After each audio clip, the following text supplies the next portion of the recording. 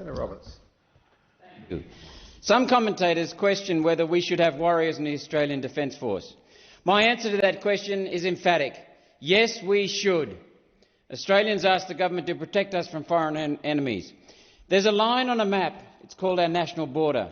Inside that line is the country of Australia and its people, our resources, our families, our property and our way of life. Outside our borders, there are some foreign countries who wish to bend Australia to their will. It's only a matter of time before someone else in the world with a big enough military believes they can change what happens inside our borders. History shows that. As the people of Australia, we ask our Defence Force to ensure no enemy that wishes to do us harm may cross our border. We take some of the fittest, smartest and most motivated young Australians and ask them to put their life on the line, for that line, to protect what's inside it. We ask that our defence members be willing to make the ultimate sacrifice. It's a debt we can never truly repay. I've had the privilege of listening to many soldiers, sailors and pilots. In almost all of those conversations, one word comes up. That word is service. These Australians answer the call to serve our country and to serve our Australian flag. Defence personnel ask for something simple in return.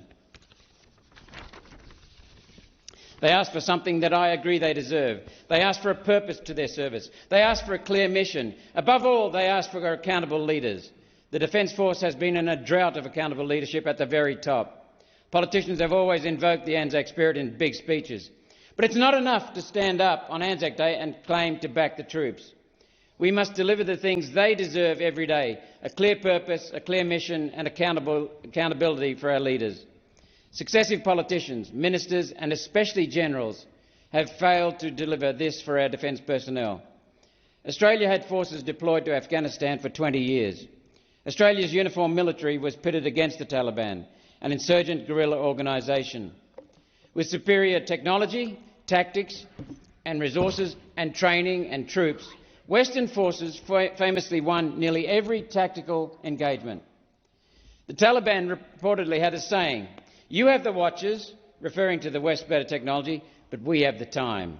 As some commentators quipped, we spent 20 years, billions of dollars, and sacrificed Australian lives to replace the Taliban with the Taliban.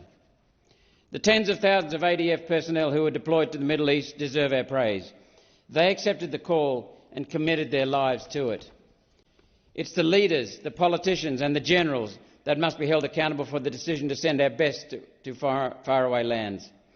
On his last day in Parliament, on the 7:30 report, former Foreign Minister Alexander Downer said that John Howard walked into Cabinet when he came back from 9/11 in the US and simply declared, "We're off to Iraq." No discussion with the public, not even a word of debate in Parliament, just a lie that Saddam Hussein had weapons of mass destruction. Iraq was an illegal war, based on a lie. There were no weapons of mass destruction, as our political leaders claimed. Yet not one politician or general has been jailed for throwing our best into it. Not one was even called out, even held accountable. Our enlisted and junior officers did everything they could to serve us while deployed to the wider Middle East. Scores paid the ultimate sacrifice. Scores. And the politicians and senior generals who failed them hamstrung our soldiers. Hamstrung them. Those apparent leaders never delivered a coherent reason for an end state for what we were trying to achieve. Without a compelling reason, the why, our soldiers were deployed in the Middle East, many of our veterans and serving members are left disillusioned. Make no mistake, there were no angels in the Taliban ranks. Those insurgents were some of the worst of the worst. Despite this, our warriors rightly asked, why? Why were we in desert countries spilling Australian blood, only for the Taliban to retake those bases from the Afghan army, as many on the ground warned they would? The answer is that the leaders failed to ever give our soldiers, aviators and sailors the purpose they deserved. Our lesson must be to never repeat these mistakes. The mission of our Defence Force should be clear. If you sign up for the armed forces, your job will be to protect the sovereign territory of Australia from anyone who wishes to do us harm. It will not be to fight forever wars in faraway land sent there based on lies. As a servant to the people of Queensland and Australia, I know that our warriors deserve a place in our military, a place in our hearts, and our service men and women deserve a damn good reason to be there, and they deserve and need strong leadership. Senator, your time has expired.